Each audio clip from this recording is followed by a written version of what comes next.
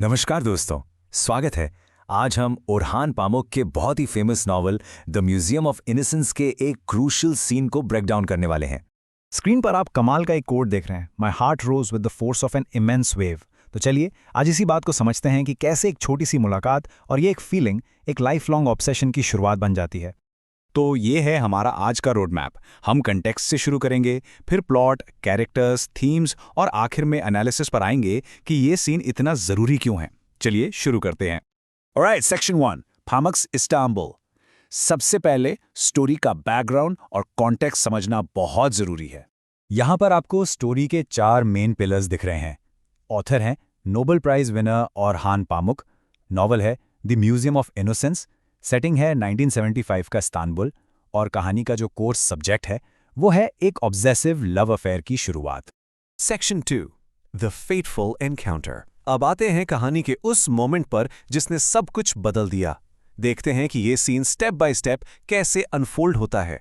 तो होता क्या है, सबसे पहले सिबिल को एक दुकान की खिड़की में एक हैंडबैग पसंद आता है। अगले दिन कमाल अकेले उस बैग को खरीदने जाता है और वहां वो देखता है कि खूबसूरत शॉप गर्ल कोई और नहीं बल्कि उसकी दूर की गरीब रिश्तेदार फ्यूसन है। बस उसी वक्त कमाल को एक जबरदस्त अट्रैक्शन फील होता है और वो उसे दोबारा मिलने के लिए बुलाता है। देखिए ये स्टेप्स कितने सिंपल लगते हैं, पर असल में ये एक ट्रैजिक अफेयर की चेन का हर एक लिंक है। अब फिर आता है ये मोमेंट ऑफ रिकग्निशन। कमाल कहता है, hello Fusun, you are all grown up. बस यही वो पल है जहां पास्ट और प्रेजेंट टकराते हैं और कमाल की दुनिया हमेशा के लिए बदलने वाली है। ये बहुत क्रूशियल मोमेंट है। Okay, section 3, a triangle of class. इस कहानी को समझने के लिए इसके कैरेक्टर्स और उनके सोशल स्टेटस को समझना बेहद जरूरी है। यहाँ पे मेन कॉन्फ्लिक्ट साफ दिखता है। एक तरफ है कमाल, अपर क्लास, वेस्टर्नाइज, जिसकी सगाई एक परफेक्ट लड़की से हो चुकी है, और दूसरी तरफ है फ्यूसन, लोअर मिडिल क्लास, एक गरीब रिश्तेदार। कमाल उसे मेल गेज से देखता है और उसे पहली नज़र में ही प्यार हो जाता है। फ्यूसन खूबसूरत है, पोलाइट है, पर वो कमाल के ऑब्सेशन का टारगेट बन जाती है। यही जो सोशल और इकोनॉमिक गैप है ना दोनों के बीच, वही इस कहानी को आगे बढ़ाता। और हाँ, हम सिबिल को नहीं भूल सकते।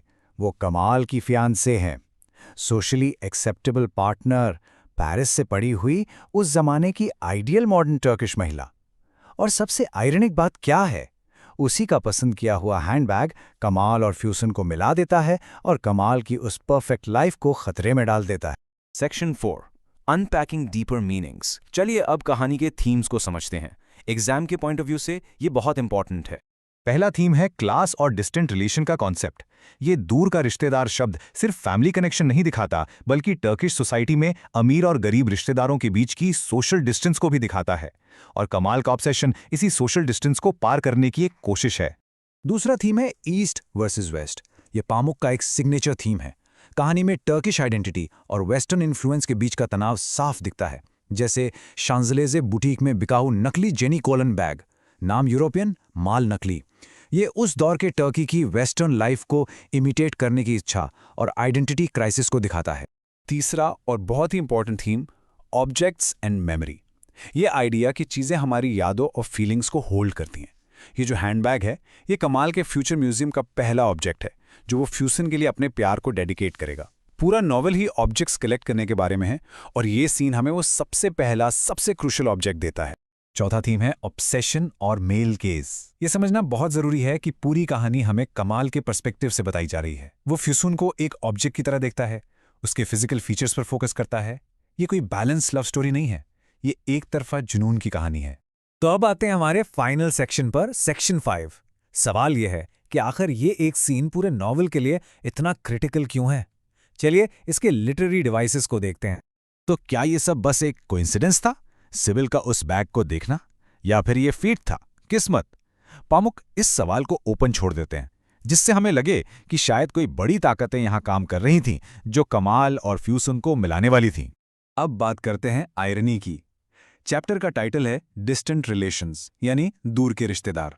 आयरनी ये है कि सोशली तो वो बहुत दूर हैं, पर इस सीन में उनका फिजिकल और इमोशनल कनेक्शन पल भर में बहुत ज्यादा क्लोज हो जाता है। इसी को लिटरेरी आयरनी कहते हैं। और हमारा आखिरी लिटरेरी डिवाइस है फोरशैडोइंग। इसका मतलब है कि ऑथर कहानी में आगे क्या होने वाला है उसके छोटे छोटे हिंट्स पहले ही दे देता है। इस सीन में फोरशैडोइंग कैसे है? देखिए, बाहर एक ब्राइट स्प्रिंग डे है, लेकिन बुटीक अंदर से डार्क और कूल है। ये एक सिंबल है। ये दिखाता है कि कमाल अपनी ब्राइट, सोशली एक्सेप्टेबल लाइफ जो सिबिल के साथ है, उसे छोड़कर फ्यूजन के साथ एक डार्क, सीक्रेट अफेयर की दुनिया में कदम रख रहा है। तो आखिर में ये सवाल बचता है, कैसे एक अकेली चीज, एक हैंडबैग, एक आदमी की पूरी जिंदगी को बिखेर कर एक नई ऑब्सेसिव जिंदगी बना सकती है? ये एक्सप्लेनर हमें दिखाता है कि कैसे एक छोटा सा मोमेंट जिंदगी में कितने बड़े कॉन्सिक्वेंसेस ला सकता है। ऐसे ही और कंटेंट के लिए सब्सक्राइब करें। धन्यवाद।